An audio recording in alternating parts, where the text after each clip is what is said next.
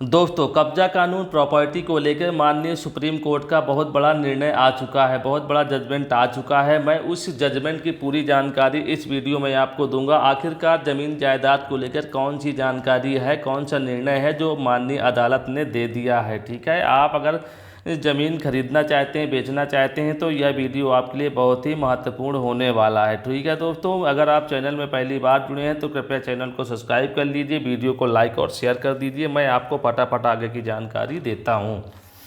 आगे की जानकारी देने के लिए दोस्तों मैं आपको लेके आ गया हूँ अपने मोबाइल की स्क्रीन पे। आप सब लोग देख लीजिए। अब कब्जा नहीं, रजिस्ट्री से ही मिलेगा मालिकाना हक, सुप्रीम कोर्ट। ठीक है, सुप्रीम कोर्ट के नियम। अगर आप कोई ज़मीन या मकान की सोच रहे हैं तो यह खबर आपके लिए बहुत ज़रूरी है। सुप्रीम कोर्ट ने हाल ही में एक ऐसा फैसला सुनाया जिसमें ज़मीन जायदाद से जुड़ी सभी गलतफहमियां दूर हो जाएंगी। अब सिर्फ किसी भी ज़मीन या मकान पर कब्जा कर आप उसका मालिक नहीं बनेंगे। असली मालिक माना पंजीकृत रजिस्ट्री वैध तरीके से हुई हो, यानी जब रजिस्ट्री वैध तरीके से होगी तभी आपको मकान मालिक या ज़मीन का मालिक माना जाएगा, मालिकाना हक आपको मिलने वाला। ठीक है दोस्तों,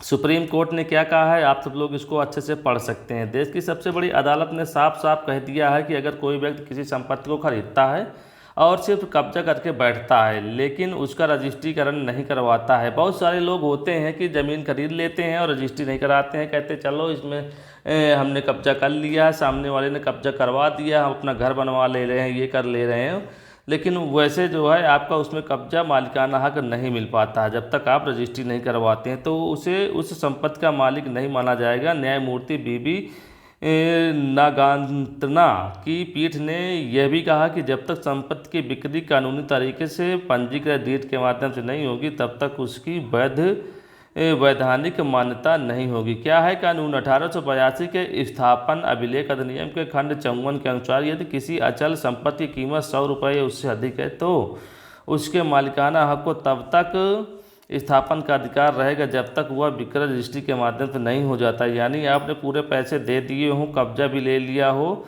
तब भी कानूनी रूप से मालिक तब तक नहीं मानेंगे जब तक आपने रजिस्ट्रीकृत नहीं करवाया है, रजिस्ट्री नहीं करवाई है। ठीक है दोस्तों, बहुत ही महत्वपूर्ण फैसला है क्योंकि आजकल देखा जाता कि गाँव में लोग जो है ज़मीन ऐसे ही खरीद लेते हैं और एक सादे पेपर में लिखा पढ़ी करा लेते हैं या स्टाम्प में लिखा पढ़ी करवा लेते हैं और अपने पास सुरक्षित उसको रख लेते हैं। और अगर कोई भविष्य में वाद विवाद की स्थिति होती है तो वो कागज़ जो है कहीं भी नहीं लगता है, अदालत उसको सिरे से खारिज कर देती है। तो आप ये गलती न करिएगा। अगर आप प्रॉपर्टी लिखवाना चाहते हैं, प्रॉपर्टी ज़मीन जायदाद खरीदना चाहते हैं तो उसकी वैध जो है रजिस्ट्री ज़रूर करवा लीजिएगा। अन्यथा सिर्फ कब्जा कर लेंगे, आप पैसा पूरा दे दिया, कब्जा कर लिया, तो उससे काम नहीं चलने वाला। ठीक है दोस्तों, आगे आप सब लोग देख लीजिए और क्या कहा सुप्रीम कोर्ट।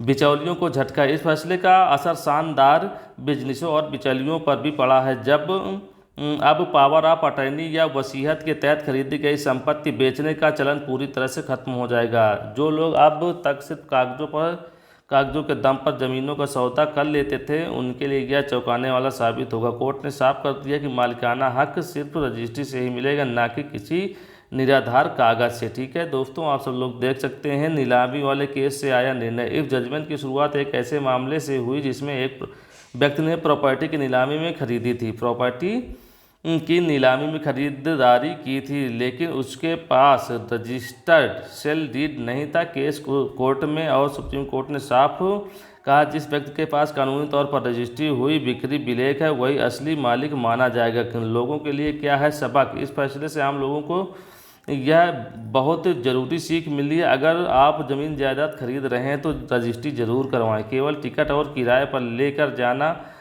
अब उधारी होगी। हो सकता है कल को कोई और रजिस्ट्री करवा ले और असली मालिक बन जाए। ठीक है दोस्तों, बहुत बड़ा फैसला आया सुप्रीम कोर्ट का, इसको सबको ज़रूर ध्यान में रखना चाहिए। आगे आप सब लोग देख सकते हैं और क्या कहा सुप्रीम कोर्ट ने। अगर